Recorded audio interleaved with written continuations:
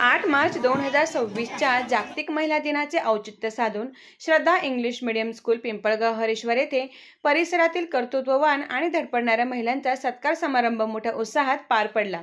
या कार्यक्रमाच्या अध्यक्षस्थानी सामाजिक कार्यकर्त्या श्वेता विनोद पाटील ह्या होत्या।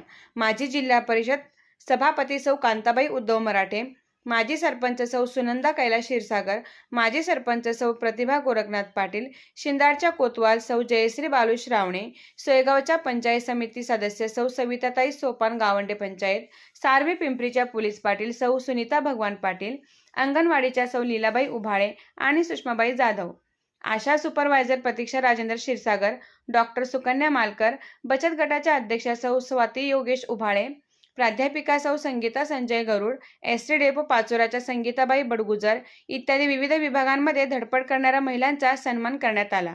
कार्यक्रमाच्या अध्यक्षा स्वातीताई यांनी मुलांसोबत विनोदी हितगुज साधत सर्वांचे लक्ष वेधून घेतले। या निमित्तानेच बालगोपालांसाठी आनंद मेळावा आयोजित केला होता। त्यात चिमुकल्यांनी हिरारीने भाग घेऊन मनसोक्त आनंद लुटला। या मेळाव्याला सत्कारमूर्ती महिलांसोबतच विद्यार्थ्यांचे पालक, परिसरातील ग्रामस्थ मोठ्या संख्येने हजर होते।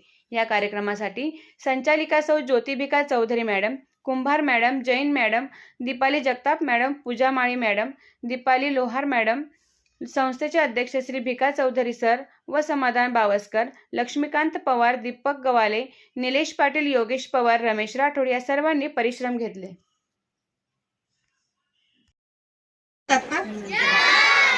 नक्की ना? कशासाठी जमलो आपण आज? केला का तुम्ही साजरा? कोणासोबत? तुमच्यासोबत.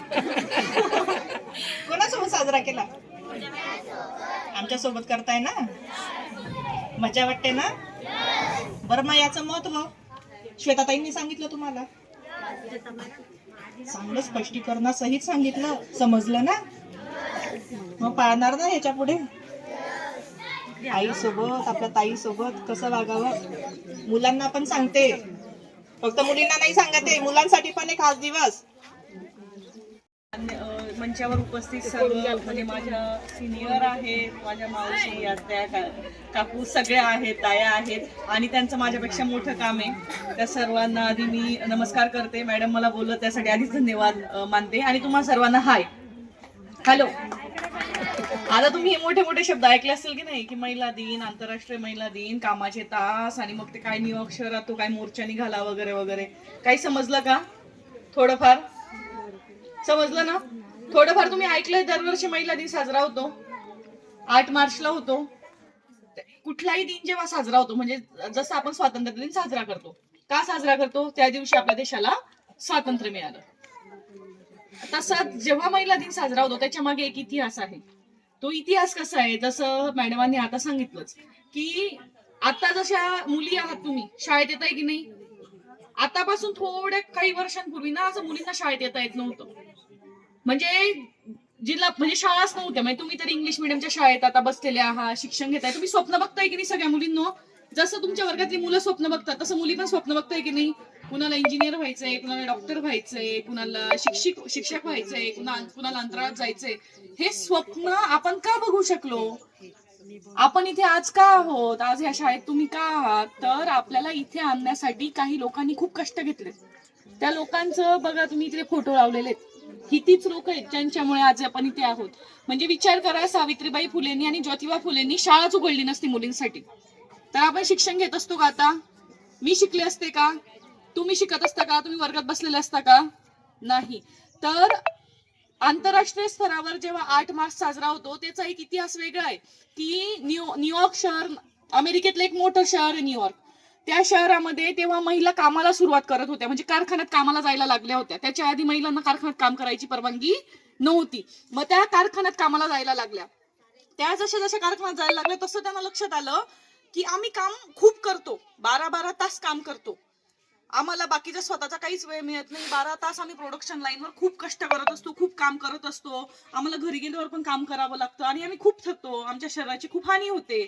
दुसरं असं की एवढं काम करून त्यांच्या सोबतचे जे पुरुष सहकारी होते त्यांचा पगार जास्त होता, काम सारखंच होतं, पण म्हणजे बघा, तुम्ही एका वर्गात आहात, तुम्ही एक मुलगा आणि मुलगी दोघं इंजिनियर झाला, तुम्ही काम सारखंच करताय, पण तुझ्या वर्गातल्या मुलाला जास्त पगार आणि तुला मात्र कमी पगार, असं त्यांच्यासोबत व्हायला लागलं. कामाचे तास वाढलेले होते आणि पगार मात्र कमी मिळत होता. मग त्यांनी ठरवलं हे असं काही चालणार नाही, आम्ही तर काही पुरुषांपेक्षा कमी काम करत नाहीये. मग 15,000 महिला एकत्र आल्या आणि 15,000 महिलांनी न्यूयॉर्क शहरात एक मोठा मोर्चा काढला आणि त्या मोर्चात असं सांगितलं की 12 तास काम होऊ शकत नाही, आम्ही 8च तास काम करू, कारण की आम्हाला आमचं आयुष्य आहे की नाही, घरी जायचंय, आमची फॅमिली आहे, आमचं कुटुंब आहे, तर आम्ही 8च तास काम करू आणि आम्ही पगार जेवढा पुरुष पगार घेतात तेवढाच पगार आम्ही घेऊ, कारण की आम्ही काम तेवढंच करतोय. आणि ह्या मोर्चाला त्यांना हे मिळालं, सक्सेस मिळालं, ते सक्सेसफुल झाल्या. आणि तेव्हापासून मग 8 मार्च हा ऐतिहासिक दिवस ठरला.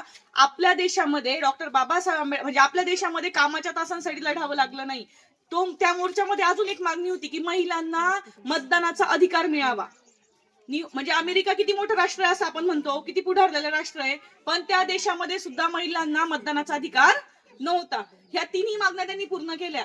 पण आपल्याकडे डॉक्टर बाबासाहेब आंबेडकर होते, ज्यांना वारसा होता छत्रपती शिवाजी महाराजांचा, छत्रपती शाहू महाराज. कुठल्याही महिलेला मागणी करावी लागली नाही की मी 8च तास काम करेल, कुठल्याही महिलेला मागणी करावी लागली नाही की मला मतदानाचा हक्क पाहिजे. आंबेडकरांनी संविधानात मतदानाचा हक्क लिहून ठेवला. आंबेडकरांनी 8 तास कामाचा सगळ्यांसाठी असं लिहून ठेवलं. जेव्हा आपण जागतिक इतिहास म्हणतो, महिला दिन का म्हणतो, तेव्हा आपण आपले जे महापुरुष आहेत भारतातले, ज्यांनी इथे इथे लढले आपल्यासाठी, आपल्या शिक्षणासाठी, आपल्या स्वप्नांसाठी, त्यांचंही आपण स्मरण करत राहिलं पाहिजे. नुसतं स्मरण करायचं म्हणजे काय, तर डॉक्टर बाबासाहेब आंबेडकर जयंती आली की जय म्हणायचं, शिवाजी महाराजांची जयंती आली की जय म्हणायचं, सावित्रीबाई फुलेंची जयंती आली की जय म्हणायचं, असं नाही. एवढं लक्षात ठेवा मुलांनो, मी पण तुमच्या एवढे होते ना, तो कोणी कार्यक्रमाला भाषण करायला लागलं की मला खूप बोर व्हायचं की हे काय सांगतायत यार, काय आता एवढं उन्हात बसवलंय. फक्त एवढं लक्षात ठेवायचं, भाषण करणं किंवा त्यातून खूप मोठ्या मोठ्या गोष्टी कुणीतरी आपल्याला सांगून जाईल, मीही सांगेल, तुमच्या काळजाशी एकच घट्ट ठेवा, आपण जे आज जगतोय त्याच्यासाठी लोकांनी आयुष्य खर्ची घातलेत. तर आज आपली ही जबाबदारी आहे की जे काही आपण स्वप्न बघू, जे काही आपण मोठे होऊ, त्याच्यात आपण ह्या समाजाचं, ह्या देशाचं देणं लागतो, तरच हा महिला दिन सफल झाला असं म्हणू ना आपण, जर आपण काहीतरी जबाबदारी उचलली तर तुमच्याकडनं मी काय फार अपेक्षा करणार नाही. एकच 2 गोष्टी फक्त पाळायच्या. आपण काय करतो, आईला पुजतो की नाही, आईला माता म्हणतो, बाईला देवी म्हणतो, आपण नवरात्रीचे 9 दिवस पूजा करतो की नाही, आपला देश करतो की नाही. आणि तेच आपण काय करतो, आपले भांडणं झाले, तुम्ही नसाल करत, पण आपल्या वयाचे मुलं मुली असं करतात की भांडणं झाले की एकमेकाला आई बहिणीवरून शिव्या देतात की नाही. घाण शिव्या तुम्ही ऐकता की नाही, तुमच्याच वयाचे मुलं देतात की नाही. मला सांगा, तुम्ही दुसऱ्याच्या आईचा जेव्हा अपमान करता तेव्हा स्वतःच्या आईचा अपमान होतो की नाही. दुसऱ्याच्या बहिणीला शिवी देता तेव्हा स्वतःच्या बहिणीचा अपमान होतो की नाही. जेव्हा तुम्ही रस्त्यावर उभे राहता, 2 मुलांच्या मारामाऱ्या होतात, हे मी गावातच पाहिले, 2 मुलांच्या मारामाऱ्या होतात, 7वी-8वीची मुलं असतात आणि ते एकमेकाच्या आई बहिणीवरून शिव्या देतात. तर जेव्हा आपण दुसऱ्याला त्याच्या आई बहिणीवरून शिव्या देतो, तेव्हा हे लक्षात ठेवायचं की आपल्या आई बहिणीचा याच्यात अपमान होतो आहे. दुसऱ्याची आई ती आपली आई, दुसऱ्याची बहीण ती आपली बहीण. त्याच्यामुळे काहीच करू नका, मोठ्या गोष्टी काही पाळू नका, पण आजपासून एवढी शपथ घ्या की मी उभ्या आयुष्यात, याच्या पुढचं जेही आयुष्य असेल त्याच्या तिथे मी आई बहिणीवरून शिव्या देणार नाही, माझ्या आईचा पण अपमान करणार नाही, दुसऱ्याच्या आईचा पण अपमान करणार नाही. आणि जो माझा मित्र असेल एखादी, जो शिवी देत असेल आईवरून, जो शिवी देत असेल बहिणीवरून, त्याला मी समजावून सांगेल की बाबा रे हे चूक आहे, त्याच्याशी संवाद करेल. घ्यायची कशी शपथ, मगच हा महिला दिन सफल होईल.